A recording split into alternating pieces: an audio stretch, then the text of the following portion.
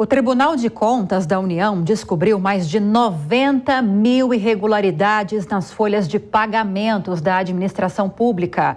Mais de 800 empresas públicas federais foram analisadas pelo TCU. A Letícia Miyamoto chega ao vivo e traz informações para a gente desse levantamento assustador. Letícia, boa noite para você. Quais ações o TCU deve tomar com esses funcionários agora?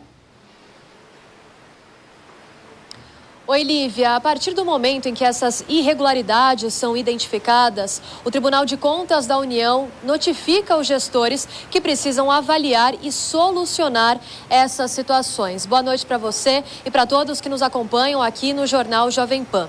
Para ser mais exata, 95 mil indícios de irregularidades foram identificados nas folhas de pagamentos da Administração Pública Federal em 2022. Esse número engloba, inclusive, outras situações que foram identificadas em anos anteriores, mas que não foram solucionadas até o fim do ano passado. Ao todo, como você bem disse, foram analisadas as folhas de pagamentos de 839 organizações públicas federais entre abril de 2022 e março de 2023. Ao todo, foram encontrados aí 32 tipos de irregularidades. Separei aqui 3 deles, que são alguns dos mais encontrados, alguns dos principais, que é a remuneração acima do teto, a acumulação irregular de cargos e também a acumulação ilegal de pensão militar ou de outros benefícios. O ministro Vital do Rego comentou sobre os impactos dessas correções de irregularidades para as contas federais. Vamos acompanhar. As despesas federais, com o pessoal ativo e inativo no âmbito dos 3 poderes e no Ministério Público, devem alcançar 350 bilhões de reais. No presente ciclo, constatou-se que as irregularidades corrigidas no ano de 2022 proporcionaram uma economia de cerca de 38 milhões de reais por mês para os cofres públicos, quase R$500 bilhão em um ano. No fim dessa fiscalização, restaram mais de 70 mil indícios de irregularidades que ainda não foram solucionados e, portanto, vão continuar sendo monitorados. Lívia. Agora, Letícia, eu vou te perguntar sobre uma outra informação que tem tudo a ver com esse primeiro ponto que você tocou e mostrou aqui pra gente, como talvez a irregularidade mais frequente nesse levantamento feito pelo TCU, que apontou 95 mil junto à administração pública, que é remuneração acima do teto. O Superior Tribunal de Justiça decidiu que os recursos recebidos por ministros por participação em conselhos fiscais não devem entrar no teto de salário. Os ministros já ganham mais de R$40 mil por mês, que é o teto, ou seja, na prática, o que vai acontecer com essa regra? Os salários vão ficar acima do teto, é isso?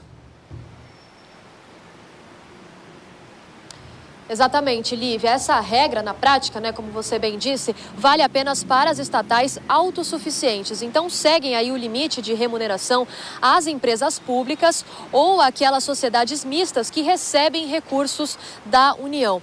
O argumento utilizado pelo Superior Tribunal de Justiça foi que estes recursos são uma espécie de retribuição paga pela atividade específica de conselheiro e, portanto, não entra no subsídio recebido pelo magistrado na função específica de ministro do Executivo. O relator do caso, o ministro Francisco Falcão, ainda disse que essas empresas possuem natureza jurídica privada e, portanto, os recursos repassados aos conselheiros também são de origem privada. Essa ação, analisada pelo STJ, teve início, foi proposta ainda em 2012 e foi analisada, portanto, nessa última terça-feira. Lívia.